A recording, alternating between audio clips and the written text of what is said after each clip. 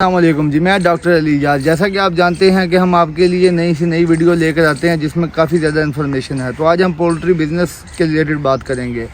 90% لوگ جو poultry farming میں اپنی اس ایک مسٹیک کی وجہ سے بہت بڑا لاس کرتے ہیں۔ جی ہاں، سب سے بڑا لاس جو ہے وہ ٹیمپریچر نہ کنٹرول ہونے کی وجہ سے ہوتا ہے۔ آپ سوچ رہے ہوں گے اتنا سمپل؟ بالکل، کیونکہ جب چکس پیدا ہوتے ہیں تو ان کا body temperature control system active نہیں ہوتا، جس کی وجہ سے اگر زیادہ ٹھنڈ ہو جائے تو چوزا برداشت نہیں کرتا، اور اگر زیادہ گرمی ہو جائے تو تب بھی برداشت نہیں کرتا۔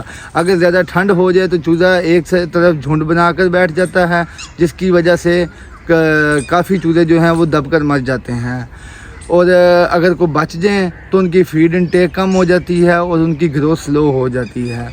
اور اگر زیادہ گرمی ہو جائے تو اس کی وجہ سے بھی چوزے کی جو ہے وہ فیڈ انٹیک کم ہو جاتی ہے اور گروتھ سلو ہو جاتی ہے۔ بالکل، اگر گروتھ سلو ہوگی، آپ نے لاکھوں روپے لگایا ہوا ہے، فیڈ دی ہے، اور لاکھوں روپے کا لاس ہو جائے تو یہ کوئی معمولی چھوٹا لاس نہیں ہے۔ رزلٹ سیدھا لاس ہو جاتا ہے، سیدھا لاس۔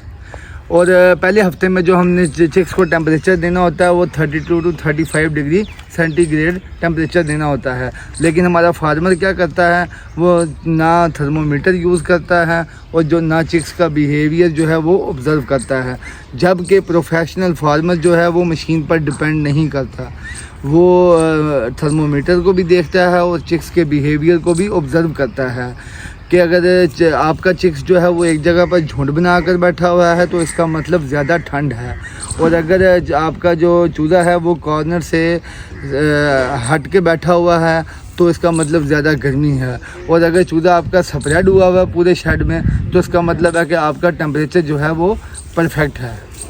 چکس کا بیہیویئر ہی آپ کا ریئل تھرمومیٹر ہے۔ اگر آپ نے ٹیمپریچر کنٹرول کرنا سیکھ لیا تو یہاں پر ہی آپ اپنا 50% لاس جو ہے وہ کور کر جاتے ہیں، اور اگر ٹیمپریچر زیادہ ہو جائے تو چوزا منہ کھول کر سانس لیتا ہے، پانی زیادہ پیتا ہے، اور فیڈ انٹیک کم ہو جاتی ہے، اور چوزا سٹریس میں آ جاتا ہے، جس کی وجہ سے جو چوزے کی گروتھ ہے وہ بالکل کم ہو جاتی ہے، اور ایکسٹریم ہیٹ جو ہوتی ہے اس میں سڈن ڈیتھ بھی ہو سکتی ہے۔ اگر آپ چاہتے ہیں کہ میں آپ کو پراپر ٹیمپریچر اکوپمنٹ سکھاؤں تو کامنٹ میں ٹیمپ لکھیں، میرا چینل سبسکرائب کریں۔ اور اگر آپ کہتے ہیں کہ پاکستان کی ایک بڑی پولٹری کمپنی جیسا کہ K&N صابر کمپنی جو لاکھوں میں فارمنگ کر رہے ہیں، ابھی ان کی ایک چھوٹی سی مسٹیک کی وجہ سے یا ان کا ٹیمپریچر 2 سے 3 ڈگری ڈسٹرب ہونے کی وجہ سے ان کا جو لاس ہے وہ لاکھوں میں ہو جاتا ہے۔ اس کی مثال آپ کو میں اس طرح دیتا ہوں کہ ایک فارمر ہے، اس نے 20,000 برڈز کا بیچ لیا، اور جنریٹر فیلئر کی وجہ سے اس کا چوزا جو ہے وہ اپنا زیادہ گرمی ہوگی، جس کی وجہ سے اوور کراؤڈنگ ہوگی اور ڈیتھ ہوگی۔ ایک ہی رات میں اس کا لاکھوں روپے کا لاس ہو گیا، 100 آف برڈز ڈیڈ، باقی سٹریسڈ، اور مارکیٹ ویلیو بالکل کم ہوگی۔ صرف ایک رات کا لاس لاکھوں روپے تک ہو سکتا ہے۔ شکریہ۔